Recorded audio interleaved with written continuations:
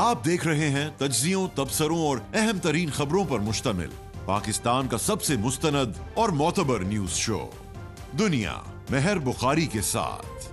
अस्सलाम वालेकुम, good evening. मैं हूं मेहर बुखारी। खैबर पख्तूनख्वा में गवर्नर राज की तैयारी। कौमी सलामती के मामले पर सूबे की अपनी मर्जी नहीं चलेगी। वजीर दाखिला की तंबी। मुआशी टीम की कारकर्दगी पर उठते सवालात। अहम तकर्रियों की बाज़गश्त। चीफ ऑफ डिफेंस फोर्सेस की तकर्री के नोटिफिकेशन में ताखीर और वजीर दिफा की मायने खेज वजाहत। मुल्क की सियासत में बदलाव एक बार फिर सर उठा चुका है। आज वफाकी वजीर दाखिला मोहसिन नकवी ने अपनी प्रेस कॉन्फ्रेंस में दो अहम तरीन मामलात पर हुकूमती पॉलिसी वाज़े की है। नंबर 1, सोशल मीडिया पर झूठी खबरें फैलाने वालों और लंदन में बैठकर इदारों से मुतल्लिक तबसरा करने वालों के खिलाफ क्रैकडाउन। नंबर 2, ये वाज़े कर दिया गया है कि कौमी सलामती के मामले पर कोई सूबा अपनी पॉलिसी बनाकर नहीं चल सकता। गोया वजीर दाखिला की प्रेस कॉन्फ्रेंस में सूबे में गवर्नर राज का जवाब मौजूद है। वजीर दिफा इस वक्त जर्मनी में हैं। वजीर आजम इतलात हैं कि आज शाम फ्लाइट से लंदन से पाकिस्तान पहुंचेंगे। एक्स पर अपने बयान में वजीर दिफा ख्वाजा आसिफ ने वाज़े किया कि चीफ ऑफ डिफेंस फोर्सेस की तैनाती के नोटिफिकेशन से मुतालिक गैर जरूरी कयास आराइयां की जा रही हैं। मजीद किसी भी अंदाजों या कयास आराई की कोई गुंजाइश नहीं। CDF के नोटिफिकेशन से मुतालिक प्रोसेस का आगाज किया जा चुका है।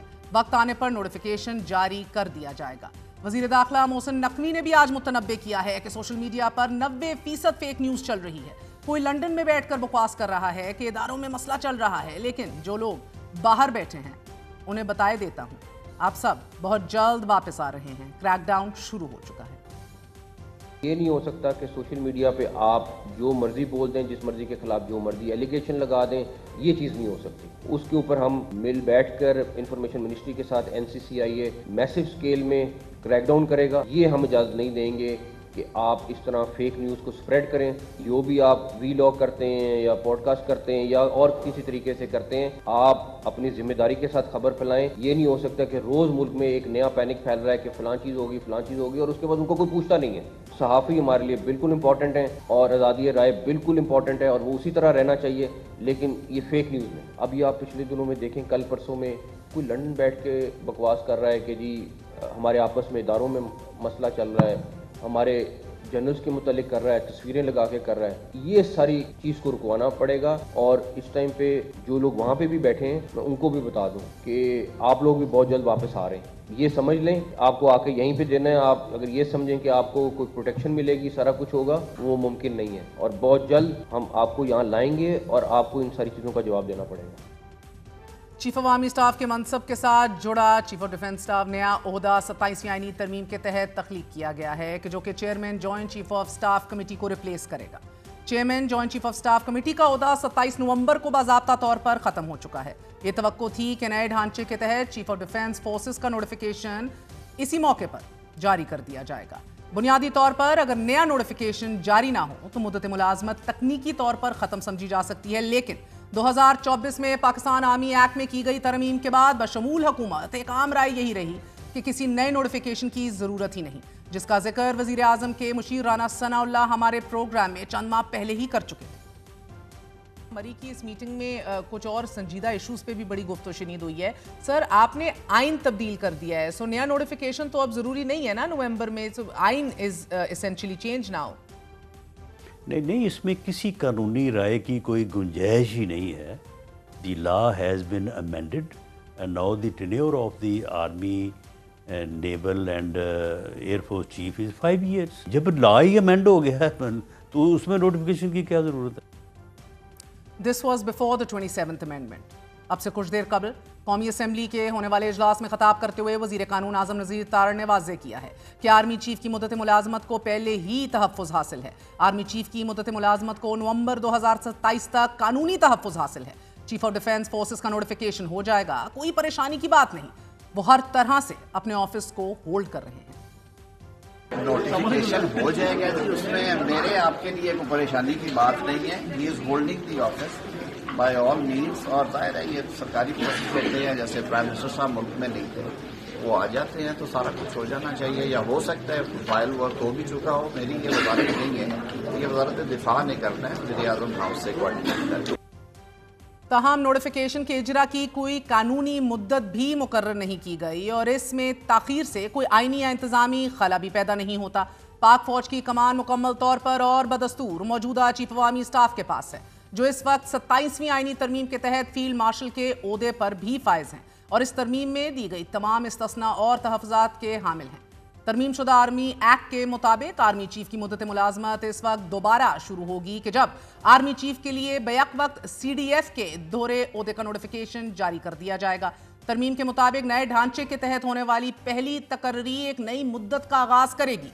आईनी तरमीम से यह बात भी वाज़ेह होती है कि मौजूदा ओहदेदार को नोटिफिकेशन के इजरा की तारीख से शुरू होने वाली मुकम्मल 5 साला मुद्दत मिल जाएगी, यानी कि डीम टू हैव रेकमेंडेड। हालिया कानून साजी में चीफ ऑफ डिफेंस फोर्सेस के नोटिफिकेशन के इजरा के हवाले से कोई लाजमी मुद्दत या कोई टाइम फ्रेम मुकर्रर नहीं है। दूसरा अहम तरीन मामला खैबर पख्तूनख्वा में गवर्नर राज का है। हुकूमत ने वाज़ेह कर दिया है कि KPK में गवर्नर राज के निफाज पर संजीदगी से गौर किया जा रहा है। सूबे के मौजूदा हालात इस इकदाम का तकाजा कर रहे हैं। अब से कुछ देर कबल वजीर कानून ने ऐवान में खताब के दौरान यह वाज़ेह किया है कि गवर्नर राज कोई मार्शल लॉ नहीं, गवर्नर राज आइन में मौजूद है। असद कैसर साहब, गवर्नर राज जो है वो मार्शल लॉ की कोई शक्ल नहीं है, आइन में दिया है, फ्रेमर्स ने दिया है।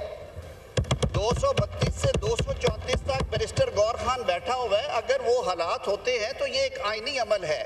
हाँ, गैर आइनी अमल ये है कि आप पुलिस के डाले आगे पीछे ले जाके फायर ब्रिगेड की गाड़ियों के ऊपर वर्कर टोपियों वाले बिठा के सरकारी कलाशन कोफे लहरा के इस्लामाबाद पे हमला करें, वो गैर आइनी है।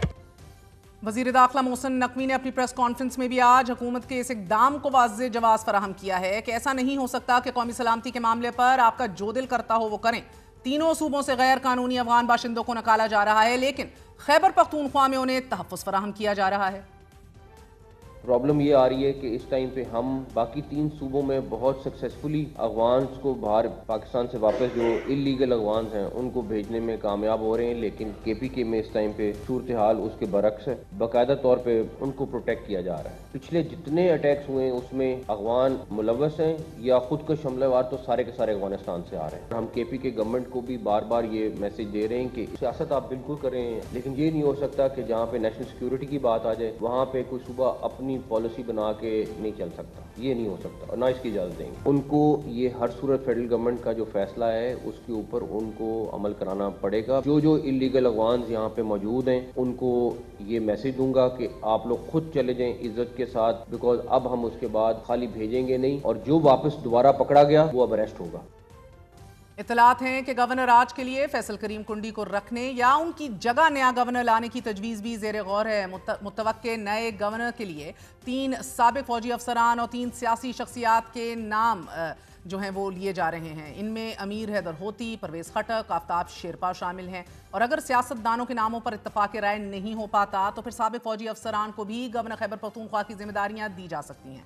नए गवर्नर के लिए साबिक फौजी अफसरान में साबिक corps commander Peshawar lieutenant general retired Khalid Rabbani, lieutenant general retired Ghayur Mahmood और lieutenant general retired Tariq Khan के नाम लिए जा रहे हैं। जबकि वजीर आला खैबर पख्तूनख्वा सुहेल अफरीदी का दहशतगर्दी से मुतल्लिक मौक़िफ़ यह है कि वफाकी हुकूमत, सूबाई हुकूमत और स्टेक होल्डर से बैठकर अमन की बहाली के लिए प्लान बनाए।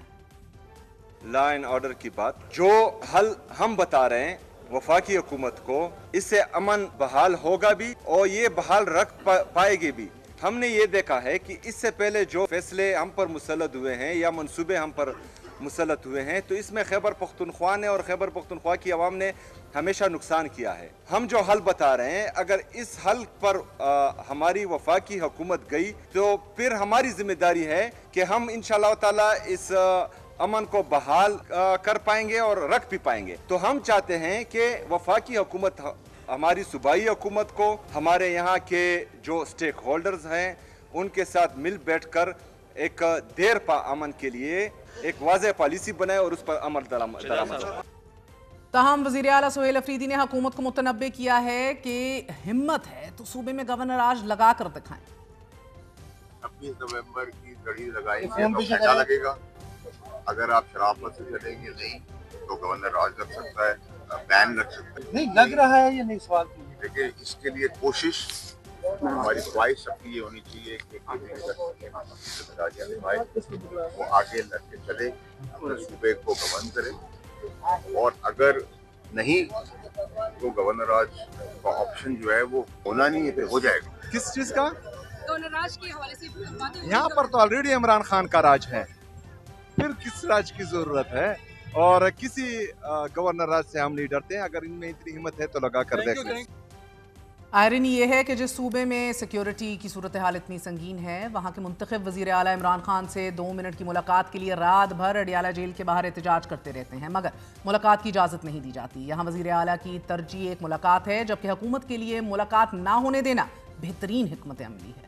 इसी हवाले से बात करेंगे। हमारे साथ मौजूद हैं हुज़ैफ़ा रहमान, मुआविन ख़ुसूसी वज़ीर आज़म, हमारा साथ दे रहे हैं वकील इमरान खान फैसल चौधरी साहब, साथ सीनियर सहाफ़ी मुनीब फ़ारूक भी हमारा साथ दे रहे हैं। आपका बहुत बहुत शुक्रिया। अस्सलाम वालेकुम। मुनीब से आगाज़ करूंगी अगर आप इजाज़त दें तो।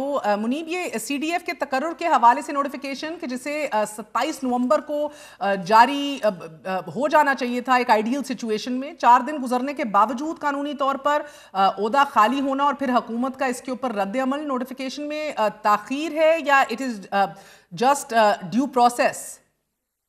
बहुत शुक्रिया। देखिए, इसके हवाले से जो अब तक मैं पता कर पाया हूँ, एक तो ये कि एक ऑल टुगेदर एक नई चीज शुरू की गई है, ये एक नया ओहदा इंट्रोड्यूस करवाया गया है। इसके लिए थोड़ा जल्दबाजी या इतनी मेरे ख्याल में रश इसलिए भी नहीं है क्योंकि ऑलरेडी जो पिछले साल 2024 में पाकिस्तान आर्मी एक्ट के अंदर तरमीम की गई थी, जिसमें जो टेन्योर था, सर्विस टेन्योर आर्मी चीफ का, वो 3 साल से बढ़ाकर 5 साल कर दिया गया था। अब अगर आप लैंग्वेज पढ़ें, 27वीं आईनी तरमीम की and obviously subsequent to that जो फिर पाकिस्तान आर्मी एक्ट के अंदर तब्दीली की गई है, उसमें जो लैंग्वेज है वो बड़ी क्लियर है कि वो कंकरेंटली जो CDF है वो आर्मी चीफ भी होंगे। तो आर्मी चीफ तो यहाँ मौजूद हैं ऑलरेडी और वो सर्व कर रहे हैं, और कोई ऐसा नहीं है कि आप कोई ऐसी चीज है कि जिसके बगैर कोई फौज की या ऑपरेशनल कमांड चल नहीं सकती। दूसरी बात यह है कि जो उसके अंदर ये भी क्लैरिटी दी गई थी कि जो बाकी दोनों फोर्सेज हैं वो अपनी उनकी जो operations, promotional structure, administrative structure, वो उनके जो रेस्पेक्टिव चीफ्स हैं उनके नीचे वो चलता रहेगा।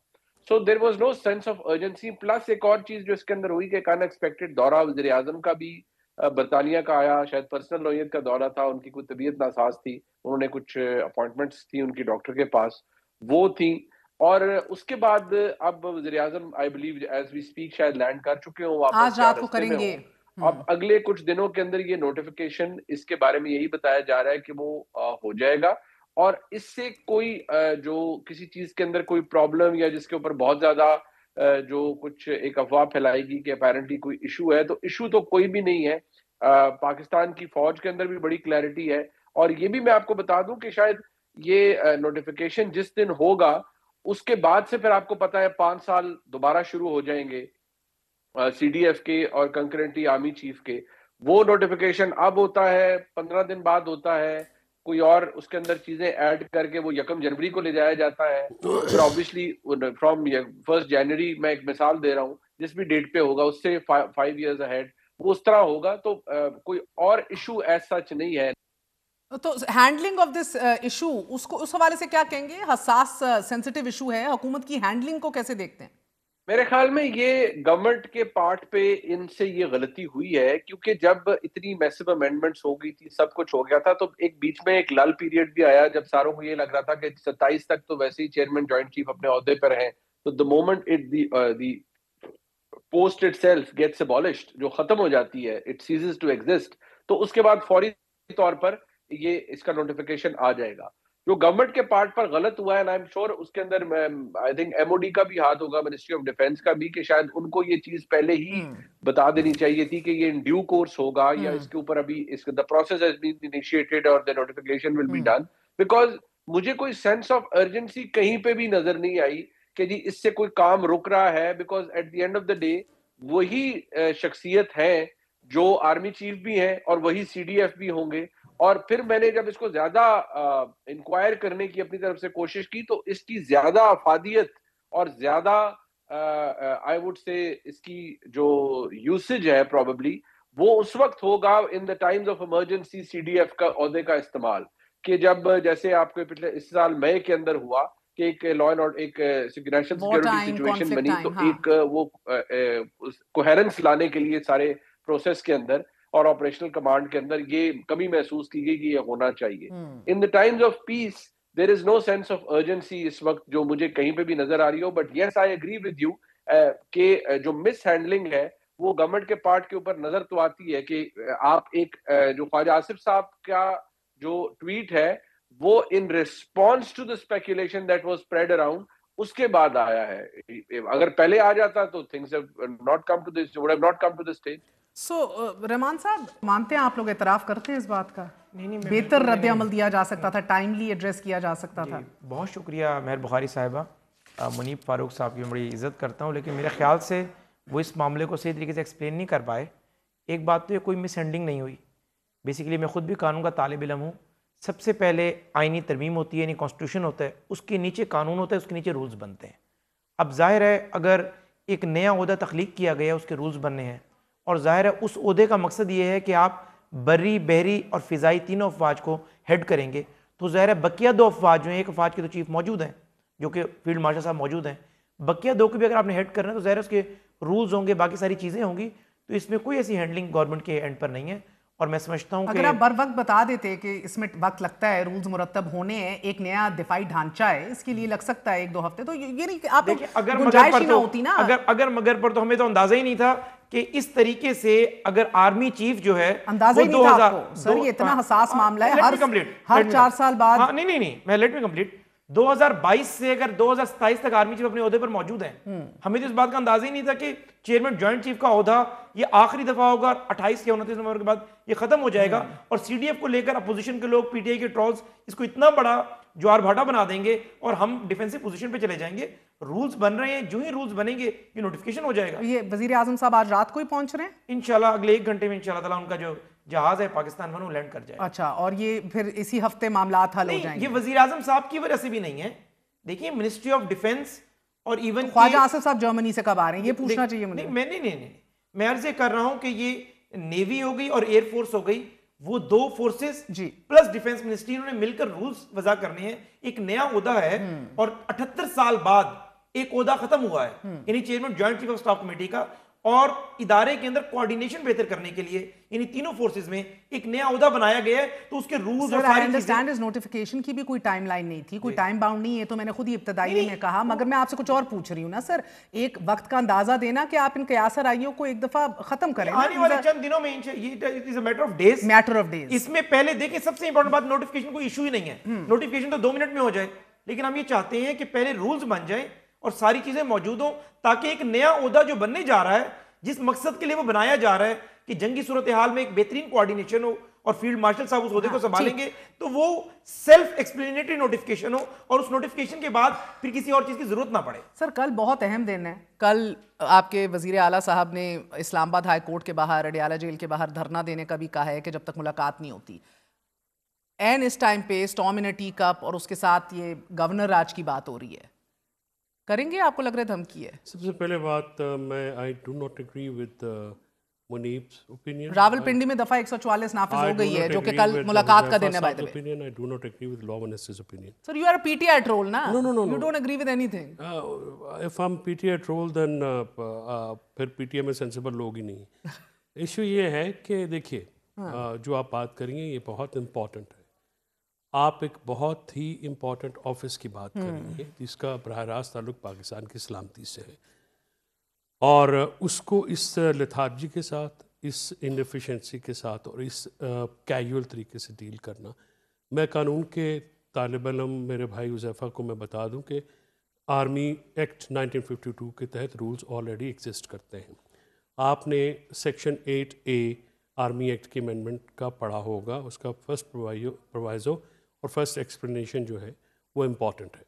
मैं बिलीव करता हूँ इनकी मैलाफिडी है और इन्होंने बाकायदा डेनिग्रेट किया है एक बहुत इंपॉर्टेंट ऑफिस। CDF का ओहदा जो है, जो price will have to be paid ना, अगर मैलाफिडी है no, the only thing is for me as a Pakistani citizen, you see, for the head of my armed forces is very respectable person or office to me.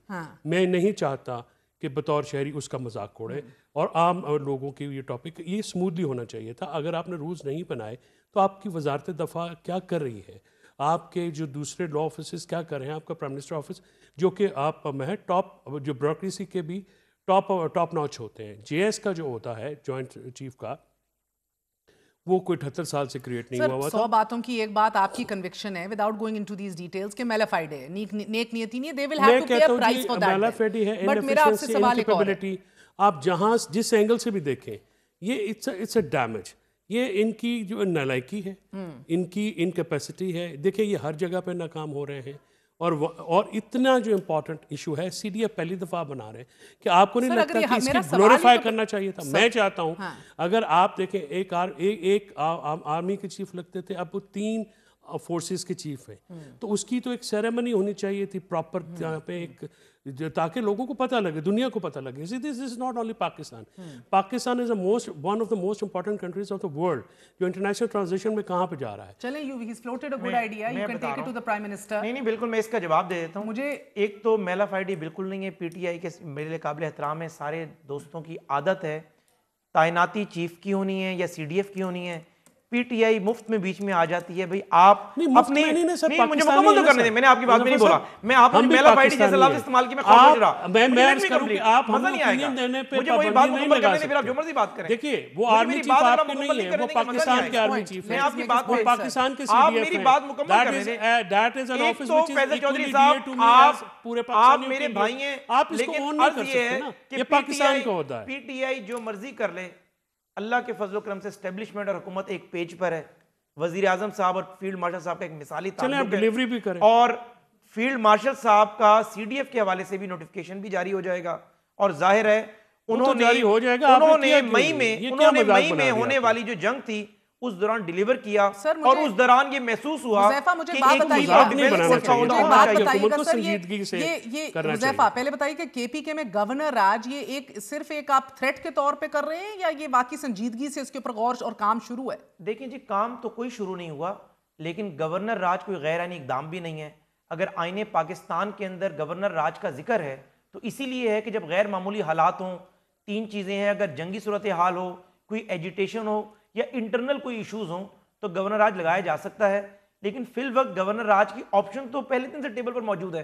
जिस तरीके से मैं आपको दिखाना चाहूंगी, अगर आप इजाजत दें। बिल्कुल, आज आजम नजीर तार साहब ने भी कहा कि ये मार्शल लॉ तो है नहीं, आइन में मौजूद है, लेकिन इस हवाले से शरीफ बरादरान क्या कहते थे जब पंजाब में ये आइनी ऑप्शन इस्तेमाल होता था या इसका तस्करा होता था? मुलाहिजा कीजिए। तो हुज़ैफा साहब 2009 में बाद में भी बात हुई, उधर तब भी गैर कानूनी गैर आइनी करार दिया। शहबाज शरीफ साहब ने तो इनको ग्रैबर फेक जजेस करार दिया जिन्होंने तौसीक की, फिर कहा कि this government under judicial verdict is basically ये इस सारे काम को एक प्रेसिडेंशियल मार्शल लॉ करार दिया। आप आइन में तो है, सही कह रहे हैं वैसे, मगर वो सदारती मार्शल लॉ करार देती है। आपकी क्या आदत है इसे? वैसे मेहर बुखारी साहिबा बहुत शुक्रिया, आपने माजी के जो है वो कहते हैं आदमी जो कहता है आदमी जो करता है ज़िंदगी भर वो सदाएं पीछा करती हैं, आपने बड़ा अच्छा किया वो क्लिप चला दिया। लेकिन अर्ज ये है कि ये केस टू केस वेरी करता है। मैंने आपको ये नहीं कहा कि हम कल गवर्नर राज लगाने जा रहे हैं, अगर हालात वैसे ना बने, केपीके के वज़ीर आला बिहेव कर रहे हों, मर्द के साथ मिलकर चल रहे हों, और ये बिहेव कर रहे हैं कि नहीं कर रहे, इसका तायुन कौन करेगा? मैं बता देता हूं, इसका तायुन आप दोस्त करेंगे, आवाम करेगी, नहीं एवेल्युएट करेंगे, नहीं मीडिया देखेगा ना। फैसला कौन करेगा कि गवर्नर राज लगाने के इंतजामी तौर पर ये नाकाम हो चुके हैं? इसका फैसला हम तब करेंगे कि अगर गवर्नर साहब ज़रा फेडरल गवर्नमेंट कि अगर फेडरल गवर्नमेंट करेगी कि अगर आप फेडरल गवर्नमेंट पे चढ़ाई कर दें, सूबे की परफॉर्म कर रही है, नहीं फेडरल गवर्नमेंट पे आप चढ़ाई कर दें, अगर हम दहशतगर्दों के खिलाफ ऑपरेशन करने का फैसला करें, आप उससे इनकारी हो, उसमें रुकावट डालें, अगर इस किस्म के इंतहाई इकदाम करेंगे तब तो गवर्नर राज लगाया जा सकता है। लाहौर से मियां साहब गिलानी की हुकूमत गिराने आए तो वो उनका हक है, मगर अफरीदी बिहेव ना करे तो फिर उसको मुझे रिकॉर्ड की दृष्टि के लिए कि नहीं वो आपने फैसला किया। आप मेरी बहनों जैसी हैं, दश की खाक छानते हुए आपको बड़ा अरसा हो गया है, लेकिन अगर आप रिकॉल कर लें, मियां साहब जजेस बहाल कराने आए थे और जजेस गुजरांवाला जब बहाल हो गए वापस हो गए। सर मैं उनके साथ ही थी उस काफिले में, ज़रा आपने कवरेज भी की होगी लाइव।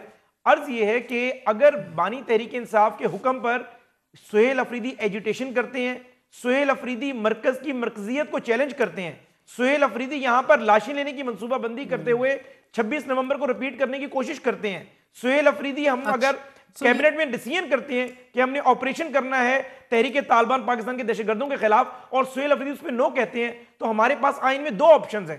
पहली है अदम एतमाद। अगर अदम एतमाद कामयाब नहीं होती तो हम मुल्क को, इस्लामाबाद को जत्थों के हवाले तो नहीं कर सकते। सो गवर्नर राज मफरूजे पे लगेगा या आपकी अंडरस्टैंडिंग? नहीं, गवर्नर राज आइन में दी गई शिक के मुताबिक जब उस तशरीह पे हम पूरा उतरेंगे और हमारे आईनी और कानूनी माहिरीन उसको एंडोर्स करेंगे, प्रेसिडेंट उसको एंडोर्स करेंगे, फिर और आईनी दिमाग भी इधर है। तो फैसल साहब, ये कैसे फैसला होगा?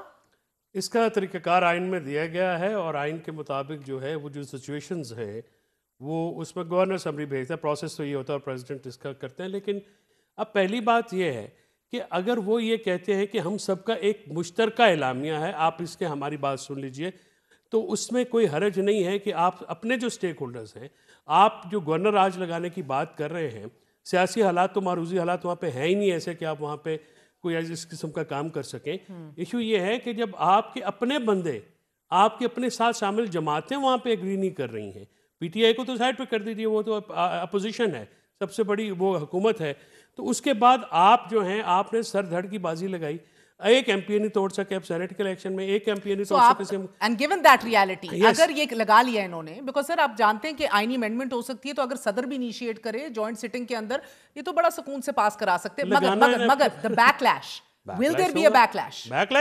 बैकलैश आप मैं बताऊं कि ये इतना अनरीजनेबल, इतना अनथिंकेबल आइडिया है केपी को लेके कि आप सोच ही सकते। आप मुझे छोड़ दीजिए, जिस केपी में किसी भी जमात के नुमाइंदे को, जेयूआई हो, एएनपी हो, पीपल्स पार्टी हो, नून हो, आज इवन महर आज एनएफसी के मामले के ऊपर तमाम जमातें पीटीआई की हुकूमत के साथ खड़ी हैं on the floor of the house. Unreasonable तो है, मगर इजाजत दें, ये एक तो बात क्लियर कर ली, ये आइडिया है सिर्फ मुनीब, या ये गवर्नर राज एक थ्रेट है, या ये it's very much on the cards, ground ले कर दिया गया इस हवाले से, जो बहरहाल मेरी तो यही खबर है सर। आई थिंक ग्राउंड तो ले किया जा चुका है। मैं बहसियत एक आम पाकिस्तानी के और बहसियत एक सियासत के तालिब इल्म के और एक सहाफ़ी के, तो इससे एग्री नहीं करता। वो इसलिए दो वजूहात हैं। देखिए कि आर्टिकल 234 जो है वो इमरजेंसी प्रोविजन है, ऐसा गवर्नर रूल तो क्या होना, वो इमरजेंसी प्रोविजन है। इसको इन्वोक करके आप एक टेम्पररी सोल्यूशन के तहत एक 2/3 से भी तगड़ी हुकूमत को फारग करें और फिर चलाएं, वो although there is a constitutional mechanism, आप कर सकते हैं, बट फॉर हाउ लॉन्ग आप ये काम चलाएंगे? अभी तो 1.5 साल, पौने 2 साल हुए हैं इन हुकूमतों को आए हुए, तो आप कैसे करेंगे? ये मेरा सवाल है और मुझे इस पर तहफ़्फ़ुज़ात जरूर है। बट जो ग्राउंड वर्क है वो ले कर दिया गया है।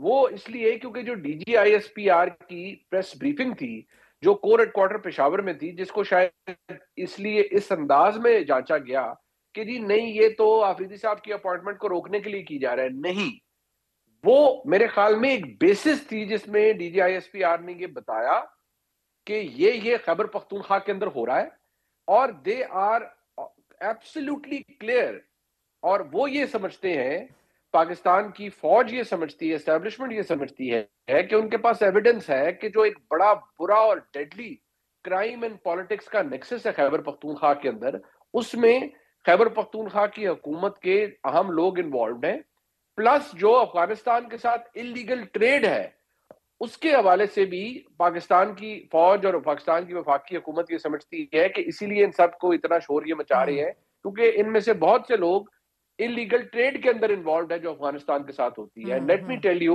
कि कोई इरादा नहीं है फिलहाल मुस्तकबिल करीब में किसी का अफगानिस्तान बॉर्डर खोलने का, क्योंकि ये इसको इस तरह से अब सामने एविडेंस की बेस पर कहा जा रहा है कि ये बात है। दिस इज ऑब्वियसली अब एविडेंस मेरे पास तो नहीं है, गवर्नमेंट के पास या पाकिस्तान की फौज के पास हो सकता है, but this is what they are saying. तो ग्राउंड वर्क तो उससे ले किया जा चुका था। ये जो अब आपको नजर आ रहा है, we are coming close to that point, but I don't know when do they plan to pull the plug on or how, government, when or but how if they do, तो I believe काम उसका कुंडी से reaction लेंगे या कोई किससे तो होगा, but तो how are they going to deal with it? Rahman साहब, ये ग्राउंड वर्क आपको दो सहाफी बता रहे हैं, ग्राउंड वर्क तो ले हो गया है, अब मुझे बस बैकलैश का बता दें, मुमकिन तौर पर होगा नहीं होगा। और एक वो भी वक्त था जब नवाज शरीफ साहब ने कहा था कि जिसको पॉपुलर मैंडेट मिला है वही हुकूमत बनाएगा खैबर पख्तूनख्वा में, वो भी वक्त था। So I mean I think he is far away from who he was, frankly speaking. जो उनके असूल होते थे और जिन चीज़ों में वो मानते थे, वो तो मुझे लगता है वो किस्सा परिणा हो चुका है। मेहर बुखारी साहिबा, बसद एहतराम मुनीब फारूक साहब की बातें बिल्कुल दुरुस्त हैं, पहली बात तो यह है कि आज के दिन तक गवर्नर राज लगाने का कोई ऐसा हतमी फैसला नहीं है और हम आखिरी वक्त 27वीं तरमीम का भी नहीं था आज के दिन तक और फिर कल आ गई। नहीं बिल्कुल था। आप छोड़ दें सवाल, मैं आपसे ये सवाल कर ही नहीं रही, मैं तो रहमान साहब पूछ रही हूँ बैकलैश के ऊपर आप लोग क्या करेंगे? नहीं देखिए बैकलैश तो आएगा ना सर, 2/3 अक्सरियत है, पॉपुलर मैं तो ये बात आपको, मैं तो अपनी पॉलिटिकल ऑब्जर्वेशन आपको दे रहा हूँ कि आखिरी वक्त तक हम कोशिश करेंगे गवर्नर राज ना लगाया जाए। यानी अगर समरी भी गई हुई हो प्रेसिडेंट के पास अप्रूवल के लिए और गवर्नर वजीर आला खैबर पख्तूनख्वा रजू कर लें, नहीं मैं कुछ और बात कह रहा हूँ। मैंने कहा अगर वो समरी भेजी हुई हो और वो हमसे रजू कर लें, बिहेव करना शुरू कर दें, हमारी कोशिश होगी गवर्नर राज ना लगे, क्योंकि गवर्नर राज का जो बैकलैश है। मैं आखिरी बात मुझे वो अच्छे बच्चे, इससे और अच्छा बच्चा नहीं बन सकते सर, मेयर साहब इससे और अच्छा बच्चा नहीं बन सकते। मेयर साहब आखिरी बात है और ये तो कहते हैं हम डरा लेंगे, ये हम क्यों करेंगे? जरा मुझे लेट मी कम। जी ये हम इसलिए करेंगे कि हमें अंदाजा है कि बैकलैश होगा, ज़ाहिर सियासी इस्तेहकाम जो है वो मुतासिर होगा, अदम इस्तेहकाम बढ़ेगा। अगर एक जमात की 2/3 मेजोरिटी है, ये नहीं हो सकता कि हम गवर्नर राज लगाएंगे तो उससे वहां पर एजुटेशन में इजाफा नहीं होगा।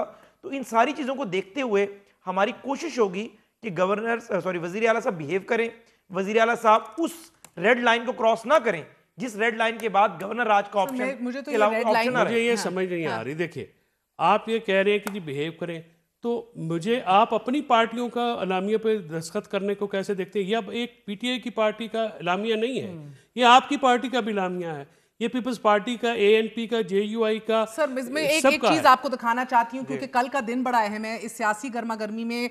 It is infinitely important day tomorrow, क्योंकि इमरान खान से मुलाकात करवा दे, सारी बैठ जाएगा, टेंपरेचर जीरो हो जाएगा। आप कराने जा रहे हैं कि नहीं ये मुझे बता दीजिएगा। जी कल कोई सियासी मुलाकात नहीं होगी। वजीर आला खैबर पख्तूनख्वा अगर ये समझते हैं कि वो एहतजाज कर कर धरना देकर हमें कोई झुका लेंगे या मुलाकात पे मजबूर करेंगे, नहीं, एक सजा याफ्ता मुजरिम की सर ये अदालत का हुक्म नहीं, मैं बता रहा हूँ अदालत का, मुझे इसे बोलने दें तो मैं आपको अभी आपकी अदालत के हुक्म को हवा में उड़ा दूंगा। आप 1 मिनट दे दें मुझे। आपने तो अदालतें हवा में उड़ा दी सर, इनफ्रास्ट्रक्चर हो चुके हैं, क्या है हवा में आप लोगों ने उड़ाया, हवा में उड़ा दी। मेरी जान, मेरी जान उस ऑर्डर में लिखा हुआ है कि आप आईन उड़ा दिया, कानून उड़ा दिया, बात करने दें, आप कर लें। अब तो हम तो पनाह मांग रहे हैं कि खुदा न खासा आपके होते हुए कोई और चीज ना उड़ जाए। देखिए अर्ज ये है, आपने बात कर ली, कोई चीज नहीं उड़ती, फिक्र ना करें, हम आपको भी नहीं उड़ने देते। आप तो वैसे इतने भारी भरकम है। मुझे एक बात बताइए मैं बुखारी साहब नहीं मैं बुखारी साहब मुझे एक मिनट बहनों से मुलाकात कराएंगे, सिर्फ एक बहन से। कल वहां पे फैमिली और लॉयर्स की मीटिंग है, बराए मेहरबानी वो करवा दीजिए। मैं आपको बता रहा हूं साहब अपनी जुमेरात वाले दिन मीटिंग देख लेंगे। देखिए सुहेल खुद वो सरेंडर कर गए, सुहेल अफरीदी साहब को तो हम कोई मिलने नहीं दे रहे।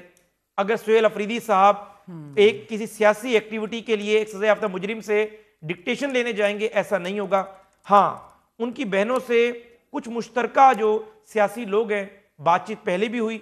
अगर उनकी बहनें बतौर बानी तहरीक इंसाफ की फैमिली मेंबर के मिलना चाहती हैं की फैमिली की, सुन लें, वो भी वेलबींग जाने कोई सियासी एक्टिविटी बाहर करना करें तो मुलाकात होगी, लेकिन विद सब्जेक्ट टू। आपने एक खबर दे दी कि सुहेल अफरीदी को तो नहीं मिलने दे रहे। अब तहरीक इंसाफ की सूबाई और नेशनल असेंबली की जो तमाम तर क़यादत है असेंबली में, उन्हें कल हाई कोर्ट जाने के अहकाम जारी कर दिए गए हैं। आप लोगों ने दिफा 144 लगा दी है। So what are we looking at here? एक बहन की मुलाकात करा दें सर, ये काम खत्म करें। अडियाला जेल जा रहे हैं, मुलाकात कराएं, बात खत्म कराएं। मेहर बुखारी साहब मुझे आपने मेहरबानी करनी है, 1 मिनट सिर्फ अनइंटरप्टेड देंगी, मैं आपका पूरा केस बिल्ड कर दूंगा अपना। पहली बात तो ये मैंने कहा कि जेल मैनुअल वाजे है कि कोई सजा याफ्ता मुजरिम जेल से बैठ के सियासत नहीं कर सकता। अगर सजा याफ्ता बंदा इलेक्शन नहीं लड़ सकता, अगर डिसक्वालीफाइड बंदा जिसके खिलाफ बानी तहरीक इंसाफ खुद गए थे साकिब निसार की अदालत में कि मियां नवाज शरीफ साहब के साइन हैं 2 सेनेटर्स के टिकट पर, उन्हें डिसक्वालीफाई कराया। तो अगर एक डिसक्वालीफाइड बंदा 2 सेनेटर्स नहीं बना सकता तो एक सजा याफ्ता कैदी जो जेल में कैद है वो सियासत कैसे कर सकता है? आपका जवाब होगा इसके सवाल होगा कि जी फिर पहले क्यों करा रहे थे? पहले हमने इतना बड़ा दिल किया हुआ था, हम अपनी डिस्कशन को एक्सरसाइज कर रहे थे, लेकिन अब हमने तय किया है कि फैमिली से मुकम्मल करने दें, फैमिली से मुलाकात कराना, फैमिली से मुलाकात कराने पे हम तैयार हैं, लेकिन फैमिली को अंडरटेकिंग देना होगी कि वो उस मुलाकात को सियासी मकसद के लिए इस्तेमाल नहीं करेंगे, एजुटेशन के लिए इस्तेमाल नहीं करेंगे, मरो और मार दो की पॉलिसी पे नहीं जाएंगे। बाकी वज़ीर आला खैबर पख्तूनख्वा हो या बाकी सियासी लोग हों, उनसे कोई मुलाकात नहीं होगी। लॉयर्स हैं, लॉयर्स मिले, लीगल डिस्कशन करें, लेकिन अगर आप देखिए फैमिली से नहीं डर रहे हम, आज उन्होंने क्या किया? आपने बिल्कुल गलत बात की है। इंडियन टीवी चैनल पे बैठ रही हैं और कह रही हैं कि आपने क्यों इशू करा दिया? आप मुलाकात कराते, कोई इंडियन चैनल पे नहीं जाता। अच्छा, यानी आप ये कह रहे हैं कि मुलाकात ना होने का मतलब है आप कि पाकिस्तान खड़ा किया अपनी पाकिस्तान के बदतरीन आप इशू खड़ा करते हैं, पाकिस्तान के बदतरीन दुश्मन के चैनल पे आप जाएंगे, मजाक बना दिया आप कह रहे हैं। आप हुज़ैफा साहब, मुझे हैरानी हो रही है कि आप जैसे पैट्रियट बात कर रहे हैं। नहीं, मेरी आप ये कह रहे हैं मुझे किसी कि अगर आप ये कह रहे हैं अगर हमें मुलाकात ना दे तो हम भारतीय चैनल पर जाएंगे। आप ये कह रहे नहीं दे रहे, उसकी कोई रीजन बता दीजिए। रीजन ये ना का हुक्म, रीजन आप बताएं तो रीजन ले तो ले, हर कोई रीजन सुन ले।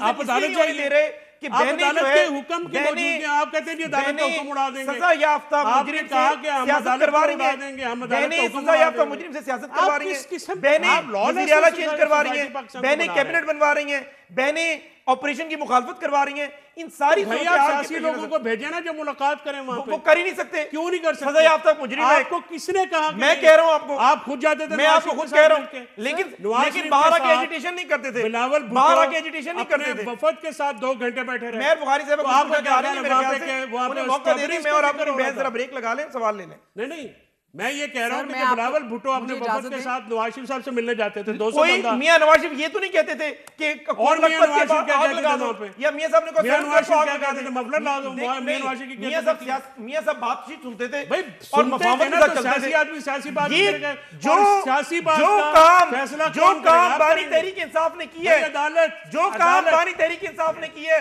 78 साल में आप कर नहीं सकते, 78 साल में नहीं सकते। बानी तहरीक ने को आग लगाते हैं, दिया आप रेडियो को आग लगाते हैं, ने सुप्रीम कोर्ट में शलवारें लटकाते हैं, 26 में बताया कि कौन क्या है। इमरान खान जैसे काम आप सोच नहीं सियासत सकते। के अंदर काम इमरान खान ने कर दिया है। वो कोई नहीं कर सकता, वाकई वो आप कर ही नहीं सकते, इतना कोई गिर ही नहीं सकता, सोच ही नहीं है, इतना कोई गिर ही नहीं सकता। नहीं बिल्कुल कर सकता। आप लोगों ने तो आर्मी चीफ के ओहदे का मजाक बनवा दिया, बिल्कुल भी आपने मुल्क का मजाक बनवा करते दिया, हैं, आपने फील्ड मार्शल साहब की अदालतों का आइन का कानून का सियासत का मैं बात कर लूं, मुझे इजाजत देंगे आप दोनों? रहमान साहब, आपके लिए भी और आपके लिए भी कोई शोकॉज आ गया हम दोनों के लिए। आपने इस तरह कहा है कि आप दोनों के लिए मैं शोकॉज नहीं, अगेन याद माजी थोड़ी सी। मरियम नवाज शरीफ साहब 2019 15 मार्च को कहती हैं कि मैं नवाज शरीफ से मिलना चाह रही हूँ, बीमार हैं मगर मुझे डिनाई कर दिया गया है। कहती हैं कि कंसर्न्ड अथॉरिटीज़ जो हैं बेबस हैं and they have been issued directly by the government. Remember life is an echo, What you send out comes back, मकाफाते अमल। ये वही टिट फॉर टैट है रहमान साहब। फिर वो कहती हैं 18 मार्च 2019 को, मैं अभी भी इंतजार कर रही हूँ नवाज शरीफ साहब से मिलने के लिए, वो बीमार हैं, 5 दिन गुजर चुके हैं। Not even his personal physician has been allowed to see him. सुन रहे हैं आप sir? A humble reminder, force of retribution never sleeps. ये रेट्रीब्यूशन है फैसल साहब। What you send back comes out, मकाफाते अमल। ये बातें 2019 की। उसके बाद उन्होंने फिर कहा कि 19 जनवरी 2019 को मेडिकल बोर्ड बन चुका है, एग्जामिनेशन जो है हो रही है, मगर हमें फिर भी नहीं बताया जा रहा, हमें लाइल्म रखा जा रहा है, अंधेरे में रखा जा रहा है कि उनकी एक्चुअल कंडीशन कैसी है। A lot of this is exactly Faisal साहब के जो आज इमरान खान साहब के साथ हो रहा है कि उनकी एक्चुअल कंडीशन कैसी है, खाक में बदहन, वो इज ही अलाइव और नॉट अलाइव। ये ह्यूमर मॉन्गरिंग भी तो हो रही है ना। अल्लाह पाक सबको सेहत तंदुरुस्ती अता फरमाए। इसका मैं आपको दे दूंगी, ये मैं आप दोनों भाइयों को दे दूंगी। मैं आपको एक और बात बताता हूं, क्योंकि रहमान साहब आपने सीखना है और ना इनको फर्क पड़ना है। नहीं, आप इससे पीछे चले जाएं, फर्क पड़ना है हमें तो बहुत। आप भुट्टो साहब के दौर में चले जाएं, यही हो रहा था। काश आप अयूब खान के दौर में चले जाएं, यही हो रहा था।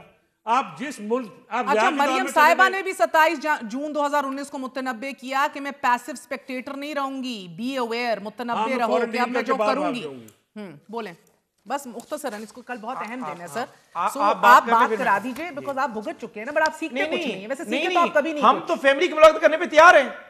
फैमिली सिर्फ अपनी जो जबान मरियम नवाज साहिबा यूज कर रही है, एक बहन को मिला देंगे कल। देखिए, अगर वो बहन हमें कहे अंडरटेकिंग दे दे, तीनों मिल ले, हम तीनों को मिलवाने को तैयार हैं। इतना वो काम कहना जो आप कर सकते हैं। हम कर सकते हैं। मैं आपके चैनल पे आप उनसे अंडरटेकिंग ले लें, करके दिखा। अगर मैं उनके हफ्ते में 3 मुलाकातें ना करा सका, मैं अपने ओहदे से इस्तीफा दे दूंगा, लेकिन उनकी बहनें लिख कर दें कि मैं इजाजत नहीं करूंगी। ले आप उनसे अंडरटेकिंग लें, हफ्ते में 3 मुलाकातें। ठीक है, और 2-2 घंटे की करें वो मुलाकातें, घर से खाबे बनाकर लाएं। लेकिन अगर उन्हें मुलाकात के बाद पैगाम देना है कि एक 26 नवंबर का काम हुआ था, अब 26 दिसंबर कर दें। मुलाकात होती है वो अलग बात है, वो बाहर आने के ऊपर पाबंदी थी प्रेस टॉक की। नहीं, अंदर जाके मुलाकात तो आप लोग भी हाँ करें, सियासी बात करें, ठीक है, लेकिन बाहर आकर उनकी पैगाम रसानी ना करें। ये सर कैसे इंश्योर होना है? मगर पैगाम रसानी से आपको क्या प्रॉब्लम है? उससे आपको भी प्रॉब्लम है। क्या प्रॉब्लम है? मैं उससे आप भी ये बात जानते हैं नहीं, कि जिस मुझे तरह तो के लोग प्रॉब्लम मिलते नहीं है। जिस तरह के लोग शुक्रिया जो गुफ्तगू करते हैं, उससे अहम दिन है। प्रॉब्लम ये है धरना कि होगा, पुरअमन एहतजाज हर जमात का हक है। सर वो अब छोड़ दीजिए इन बातों को,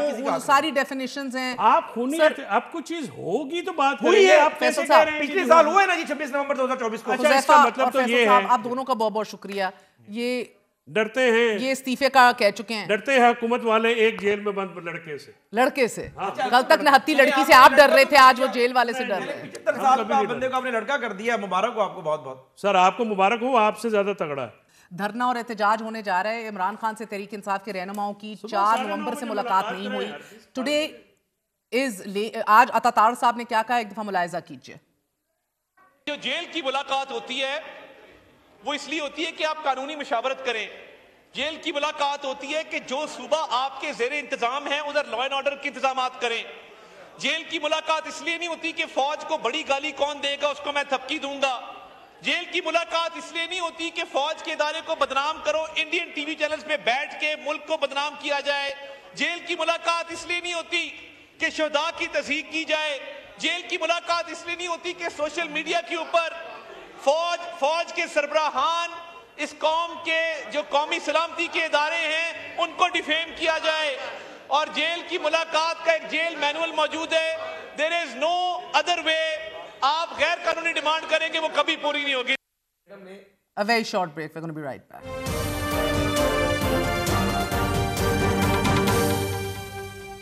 गुलशन इकबाल के इलाके में मैन होल में गिरकर लापता होने वाले बच्चे की लाश अब से कुछ देर कबल 15 घंटे बाद मिल चुकी है। मैन होल में गिरने वाले 3 साला इब्राहिम की लाश जाए हादसा से कुछ 100 मीटर दूरी से मिली है। गुलशन इकबाल नीपा चौरंगी के करीब गुज़िश्ता रात खुले मैन होल में गिरने वाले कमसिन बच्चे की लाश को 15 घंटे तक तलाश किया जाता रहा। नाज़रीन, इस दौरान शहरियों की जानिब से इंतजामिया की गफलत और रेस्क्यू के अमल में डिलेज और ताखीर पर शदीद एहतजाज भी किया गया, जबकि रेस्क्यू हुक्काम के मुताबिक उनके पास खुदाई के लिए ज़रूरी मशीनरी ही दस्तयाब ना थी और ना ही किसी सरकारी इदारे की जानिब से कोई मुआवनत फराहम की गई।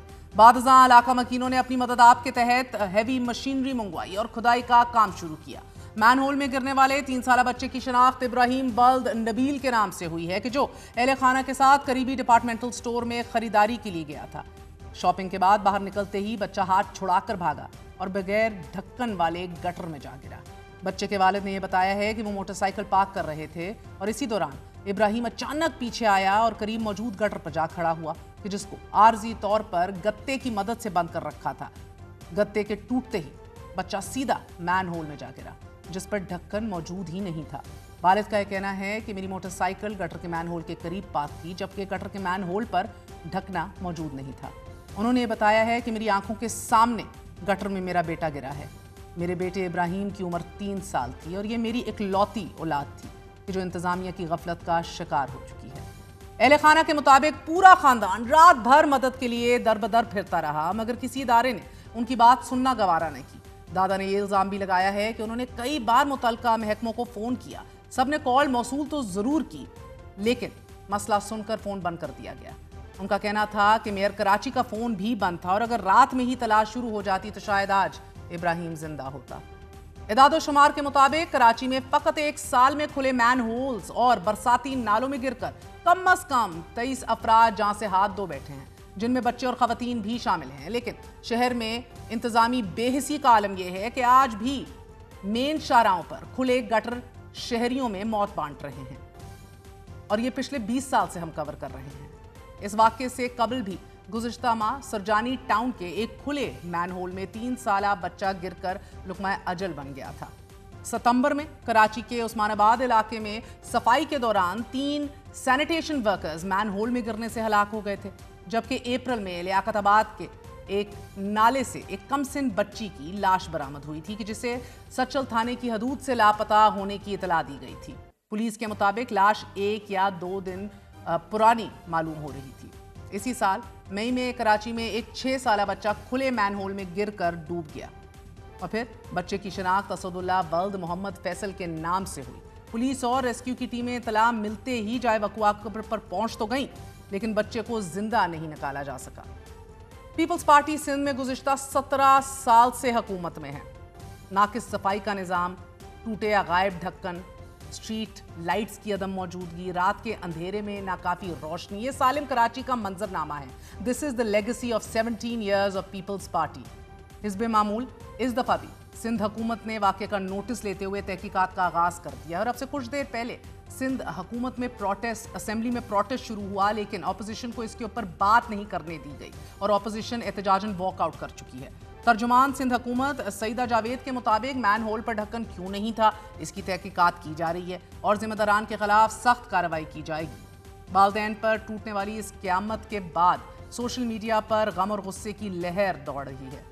शहरियों की जानिब से 3 साला इब्राहिम की मौत को कत्ल बराए गफलत करार दिया जा रहा है। साबिक वज़ीर ख़जाना और अवाम पाकिस्तान पार्टी के रहनुमा मिफ्ता इस्माइल का यह कहना है कि पीपल्स पार्टी की नाअहली और हुकूमत सिंध के गैर जिम्मेदाराना तर्ज हुकूमत को बयान करने के लिए अल्फाज नहीं बचे। जबकि खबर रसाल इदारे द वायर के CEO अली चिश्ती ये लिख रहे हैं कि कराची इससे बेहतर का मुस्तहिक है। ये मुजरिमाना गफलत है, बट क्या कीजिए नाजरीन, इब्राहिम तो मर गया लेकिन भुट्टो आज भी जिंदा है। इजाज़त दीजिए, गुड नाइट, अल्लाह हाफ़िज़।